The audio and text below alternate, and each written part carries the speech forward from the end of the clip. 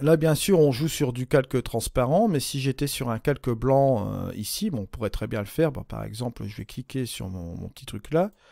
Je vais prendre sur le blanc, hop. Voilà, je vais mettre mon calque ici en dessous. Voilà. Regardez ce qui se passe. Ici, forcément, sur le calque blanc, on a fait apparaître cette partie-là de l'image. Après, bon, on a vu les bords qui se sont affectés juste comme ceci, avec une progressivité. Et là, j'ai mis une opacité légère. Donc, sur un calque blanc, par exemple ici, on voit que cette image apparaît discrètement. Voilà. Là, je vais enlever ce calque blanc. Voilà, pour laisser place à la transparence. Vous voyez qu'il est possible de faire réapparaître certaines parties de l'image. Donc ça veut dire quoi? Ça veut dire qu'en fait, là, si on regarde notre photo qui est là, avec notre brosse de masquage, si je vais exporter cela en PNG, là, ce que vous voyez là, vous ne le verrez pas. Ce sera de la transparence. Donc il est possible de traiter de la transparence et vous aurez 3 sélections par exemple ici.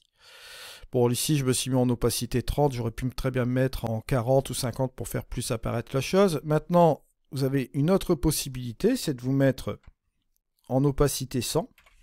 Voilà. Là, je vais réinitialiser mon calque. Je vais à nouveau l'inverser. Je vais tout simplement utiliser une opacité, je vais toujours la laisser à 100, mais là, ici, mon flux, hein, le coulé, je vais le mettre par exemple à 15. Regardez ce qui va se passer. Je vais tout simplement appuyer sur ma souris et donner un coup, 2 coups, 3 coups, 4 coups, 5 coups. Vous voyez, c'est une espèce de flux. En fait, plus vous allez passer sur l'image, plus vous allez la faire apparaître. C'est-à-dire que là, on va dire à 15%, d'accord, je donne des coups de pinceau, vous voyez, juste comme ceci, et ça révèle l'image progressivement, qui va arriver en finalité en opacité 100. Si je réinitialise et que j'inverse, par exemple, je vais mettre en opacité, on va dire ici 30.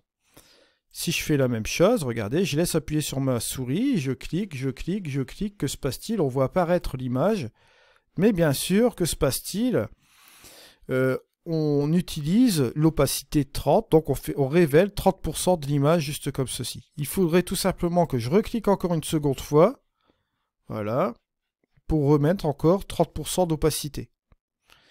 Une troisième fois, pour remettre encore 30% d'opacité, avec un flux de 15% bien sûr. Encore une fois, voilà, juste comme ceci, pour révéler encore cette partie-là, et puis bon, vous voyez, il y a... etc., etc. Pour arriver à une fin, on va dire, plus ou moins correcte. Je vais réinitialiser. Et là, je vais vous montrer encore d'autres choses, bien sûr, parce que bon, on n'a pas fini de traiter, bien sûr, de ces différents sujets de masquage, bien sûr, de ces formes de pinceaux. Là, on revoit un peu l'essentiel. On a ici, comme vous voyez là, la petite forme de bog, là, ici. Et là, bien évidemment, on a différents types de formes.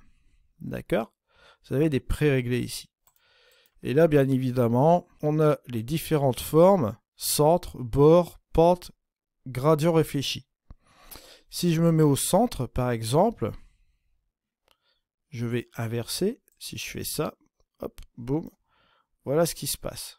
Alors, on pourrait dire ici qu'on a une espèce, on va dire, de filtre radial, comme on pourrait le retrouver, comme vous voyez là, sur Lightroom, mais un filtre radial, comme vous voyez ici, inversé. Si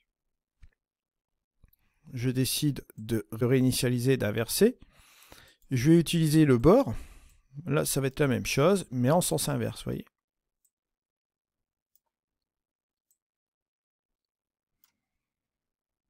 Si je vais réinitialiser, j'inverse, je vais utiliser ma pente. Là, ce sera forcément un filtre graduel.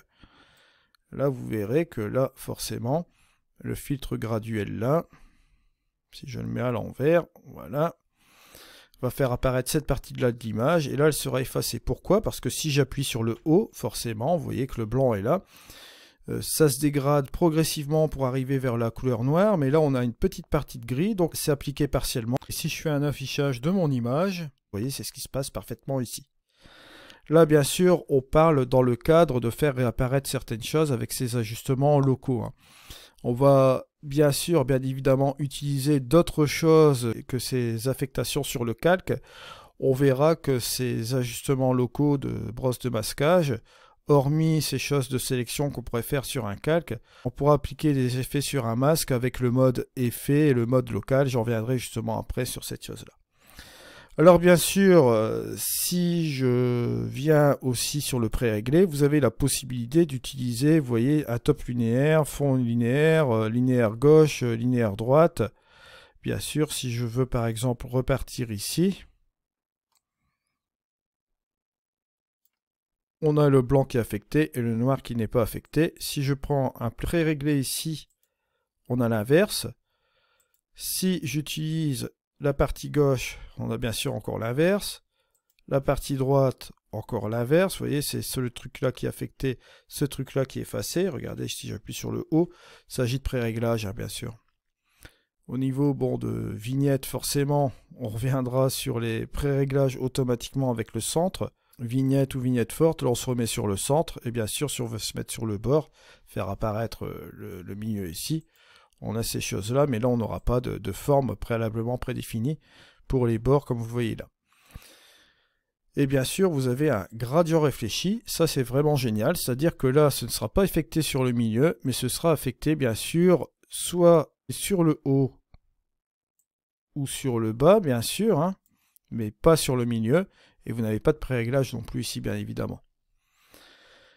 Voilà ce qu'on peut dire aussi sur le gradient, si on veut l'appliquer bien sûr sur un calque ou bien en faire une sélection, bien sûr. Comme je vous le rappelle, ici ce ne sera pas affecté dans notre calque. Donc vous voyez qu'on a un impact direct avec ces ajustements locaux. On a un impact direct avec les masques sur notre fichier RAW qui nous permettent d'exporter, vous voyez, avec en truc pixelisé, en PNG par exemple, avec en plus la prise en compte de la transparence. Je vais réinitialiser tout cela. Je vais passer ici à côté sur le fameux masque rapide. Alors vous allez voir qu'avec cet outil-là, très simple. On a laissé tomber et garder, ou si vous le souhaitez, Shift X pour passer en plus ou en moins. Donc laisser tomber ou garder.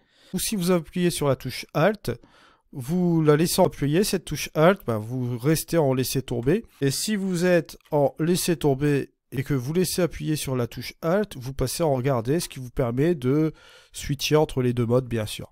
Alors là, si je veux garder cette partie de la mine, je la garde, forcément ce sera en vert. Je vais garder cette partie-là, voilà. Là ici on va le faire grossièrement, voilà, on va essayer de garder un peu l'intérieur aussi. On va passer un peu l'intérieur, voilà.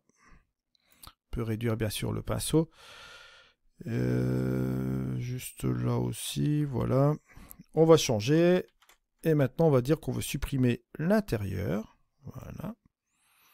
Et ici, ce qu'on voit là. On va supprimer ça. Juste ça et ça.